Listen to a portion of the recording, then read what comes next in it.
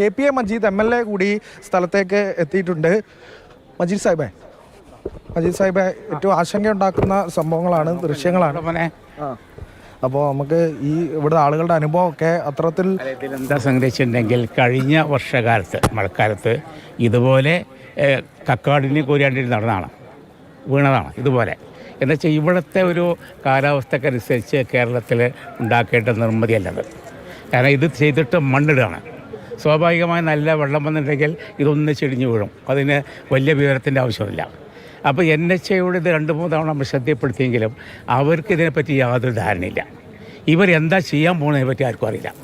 ഇപ്പോൾ നമ്മൾ തിരങ്ങാടി മണ്ഡലത്തിൻ്റെ 4 പഞ്ചായത്ത് പ്രസിഡന്റുമാർ ഇത് സംബന്ധിച്ച് പരാതി കൊടുത്തത്. കാരണം വെച്ചാൽ ഇപ്പോൾ അവർ ഡ്രൈനേജ് ഉണ്ടാക്കിയിട്ടുണ്ട്. ഈ വെള്ളം ഇവിടെ വിടുന്നത് ആൾക്കാരുടെ വീടുകളിലും അതുപോലെ പറമ്പിലേക്കും വിടുകയാണ്.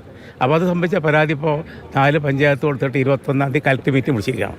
അപ്പോൾ NHAക്കാർ എങ്ങനെ വിളിച്ചാലും അവരിത് മെരുങ്ങി വരുന്നില്ല. വളരെ അപകടകരമായിട്ടുള്ള സ്ഥിതിയാണ്, അശാസ്ത്രീയമായിട്ടുള്ള നിർമ്മാണ പ്രവർത്തനമാണ്. കേരളത്തിലെ PWD ഉദ്യോഗസ്ഥന്മാർ ചോദിച്ചറിയാം എന്താണ് സംഗതികൾ. അതായത് നിലവിലുള്ള റോഡുകൾ തന്നെ അടക്കുകയാണ് അവർ.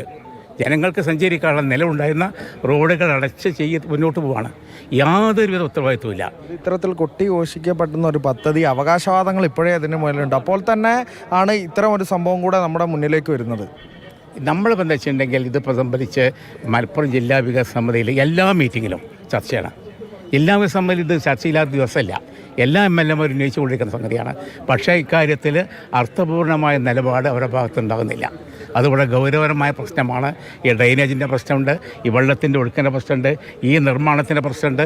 ഇതെല്ലാം ഉണ്ട്. ഇതുവരെ വേഗം പണി തീർത്ത് പോകാൻ അനുവദിക്കുക ജനങ്ങൾ എന്നുള്ളതാണ് ഇപ്പോൾ നിലപാട്. ഇതിന് മുമ്പേ നേരത്തെ ചൂണ്ടിക്കാണിച്ചപ്പോഴും എന്തായിരുന്നു അവർ നൽകുന്നൊരു വിശദീകരണം? എൻ്റെ അറിവിൽ ഇവിടെ ചൂണ്ടിക്കാണിച്ച തൽക്കാലം ഒരു സിമെൻ്റ് ഇട്ട് തൽക്കാലം പാച്ച് ആ ഉള്ളിൽ തൽക്കാലം അടച്ചതാണ്. എന്നുവെച്ചാൽ നമ്മുടെ കേരളത്തിൻ്റെ കാലാവസ്ഥക്കനുസരിച്ച് ഈ വർക്ക് നടക്കില്ല.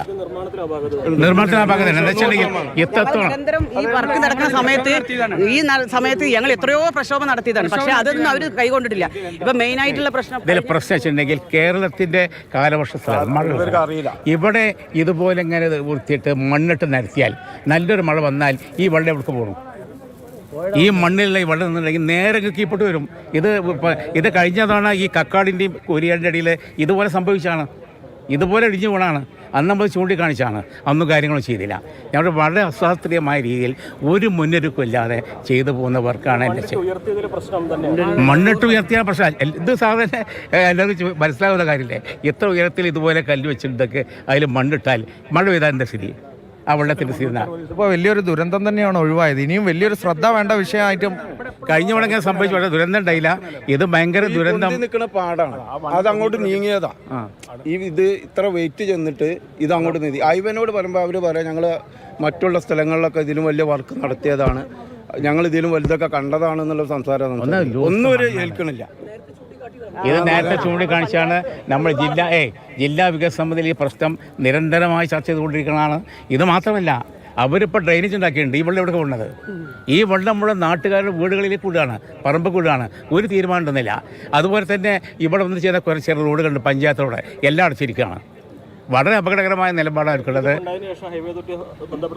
ബന്ധപ്പെട്ട് സംശയം ഇപ്പം ഞാൻ പറയാം, നമ്മുടെ തിരങ്ങാടി മണ്ഡലത്തിലെ 4 പഞ്ചായത്ത് പരാതി കൊടുത്തിട്ട് 21-ാം തീയതി കലക്ടർ ചർച്ച വെച്ചിരിക്കുകയാണ്.